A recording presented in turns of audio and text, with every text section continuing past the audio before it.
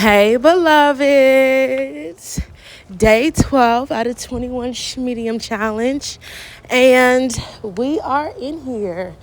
So today we did things a little bit out of order, and that's all right. We went in the middle of the day. Excuse me. It's been so hot out here. And it's only in March. If you live in Atlanta, it's hot. All right, but let's get into it. The words of wisdom, the lesson of the day. A dear sister of mine told me, keep showing up for you.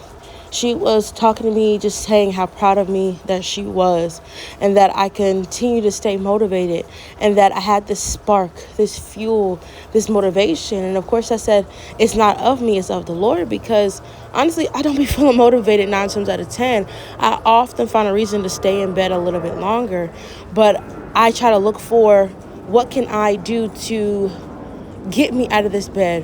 What's going to be my joy or something that I'm going to enjoy doing today?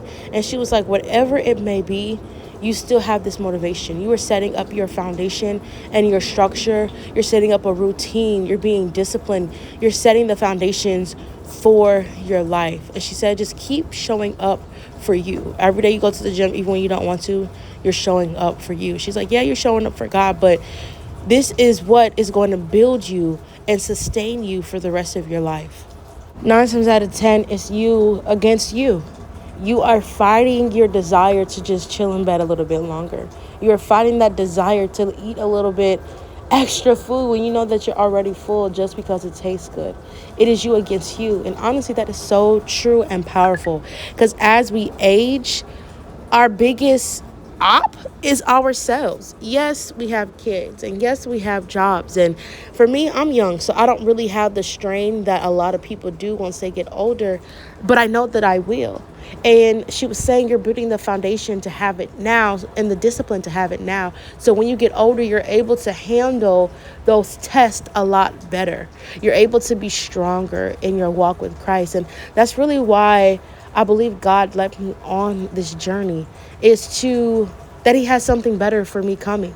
He has something greater for me coming, but I can't receive with a closed hand. I can't receive my next if my plate right now is still full, or if I don't have the right structure and I'm inadequate to be able to build. If my foundation is on that sinking sand, how can I build a skyscraper? I could build it, but guess what? When it rains, like it's doing right now, it's going to wash away. And God is saying, I'm going to build you brick by brick by brick. Lord, I was having worship this morning while working out, and you'll see it tomorrow. And I'm just like, God is the same God. He's the same God that he was when I was a little girl. He's the same God that he was when my mom was a little girl. He's the same God that he is, that my daughter is a little girl. And he is the same God. He is a fair God, a just God, a loving God. He teaches us through love. He teaches us all individually, and he is able to listen to all of our cries and to be with us and to hold our hearts and to be loving. God is so good. Sister was telling me that I have this light that emits off of me and attracts people around me. And she was like, I make it look so easy. And I was saying, yeah, on the outside looking in, some days I feel like I don't even know how I'm going to make it. I don't know how I'm going to do this or how I'm going to do that. And I just look at myself and be like, wow, I have really grown. When I had my son, I was 17 years old.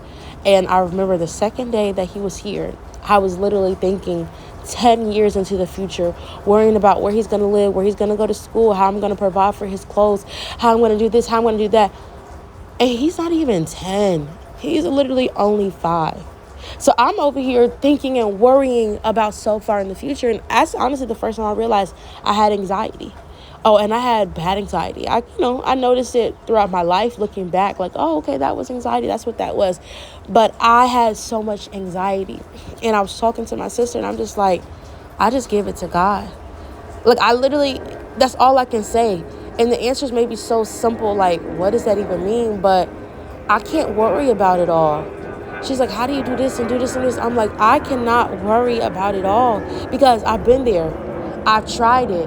I tried to set my life to a T, and every single time it would fail because it was God showing me, nah, baby, I got something better for you. Nah, baby, we're going to do it this way. One thing I loved is that I was a type A and my husband was a type B.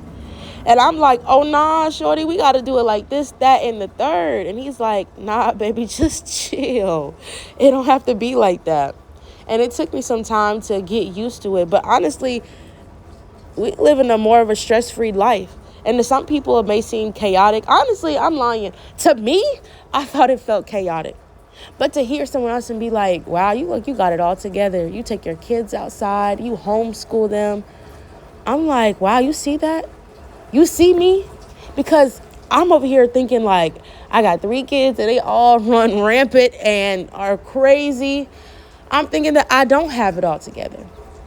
But looking at these videos is like, yo, I went to the gym with my kids. I worked out, literally holding my baby. And y'all, not too much. I didn't realize her diaper was falling off until a little bit later in the video. So don't mind me. I was trying to focus on feeling the burn. But to myself, I was thinking that I didn't have it all together. And we are our worst critics. But you know what? I said, you know what? It's going to work out. It's going to all come into play when it's time. I remember when I had my son at 17 and I was like, yo, I got to get a car. I was 17, right? Most people I knew, they didn't have cars. You know, I had a few, but I'm like, yo, I got to get a car. I cannot be walking around. I cannot be riding a school bus and I got a whole child. I was riding a school bus pregnant and I just despised it. I despised it. And I kept saying, I got to get a car. My mom would let me drive her car. And you know what? By the end of that year, I got a car. It may have not been that exact moment when I wanted it right then and right there, but God was like, just hold on, baby girl. I got you. Just wait. I was like, yo, I got married. And when I got married, I was staying with my mother-in-law. And I was pregnant with my second child. And we were staying in 1 bedroom. And I'm like, yo, we got to get our own place. This is embarrassing. And honestly, if y'all know, we didn't really have a big wedding, me and my husband. We eloped because I was embarrassed. But I knew I wanted to marry him. I knew I wanted to be with him. But I was embarrassed. And I just kept saying, yo, we got to get our own place. And 3 to 5 months later, we got our own place. And it was a 1 bedroom with 4 of us. But it was okay because Zaire was 2, almost 3. And we had a newborn who was sleeping in a bassinet. So we had enough space. Then I was like, yo, we got to get more space. I'm always complaining instead of just sitting and enjoying the ride, sitting back and smelling the roses. I always got to be moving. And my friend, my sister, she was like, how you get all this stuff done? And it's like, I literally cannot sit down. But you know what? I'm okay with that because I know that once I get older, I feel like I deserved it. I don't know if anybody feels like that, but like when I work out and I sweat, I feel like I earned a shower. Like if I didn't sweat, I ain't work out hard enough. If I didn't work, and I'm not talking about working at a 9 to 5, I'm talking about working and investing in my children who are going to have a return on me. They're not going to put me in an old folks home because, hopefully they don't. I don't know. Maybe I want to be there, but I want to invest in my children. I want to work in my children. So when I retire, at whatever age I retire, of course I know I'm a mother forever, but I know that I put that work in. I know that I gave it my all.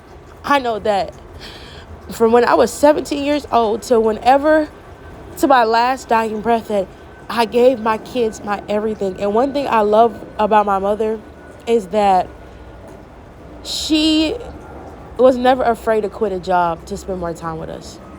Because them jobs do not care about you. You are a number.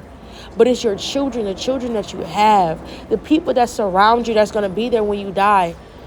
I saw at my job some people that had died, and all they did was send flowers. And honestly, that is an amazing thing that they did in the first place, because they did not have to. But at your job, you are solely a number. And they will replace you the second that you are gone. But your children, they can't replace you. Yeah, they can have a stepmom, a bonus mom, a godmom, a grandmom, but they would never have you. Even an adopted mom, but you are you. You are their parent. You carried them in your stomach. And however you had your child, whether it was surrogacy, but they can't get another one of you. Invest in the things that matter. Invest in your health before it's too late. Same thing with this world. What is it? Western medicine? They try to give us medicine to stop the problem, but then it's killing 20 other things. Invest in your health right now. Invest in you right now. Keep showing up for yourself so that when it matters, when you get older, your body is not decaying. You're not relying on your children too much to take care of you because you didn't take care of yourself. Invest in yourself. And that's not just the physical, but that's your mental. I heard this guy, he's like 70 years old, and he studies and takes tests so he doesn't have dementia. Invest in your mental. Journal, read. Social media, we're going to have a new platform sooner or later. Facebook, MySpace, they have come and gone. Twitter is now X. Go get a book. Pick up a book. Better yet, pick up that word. Live by the word, breathe the word, meditate on the word day and night. Pick up that word, die to your flesh, pick up your cross every single day.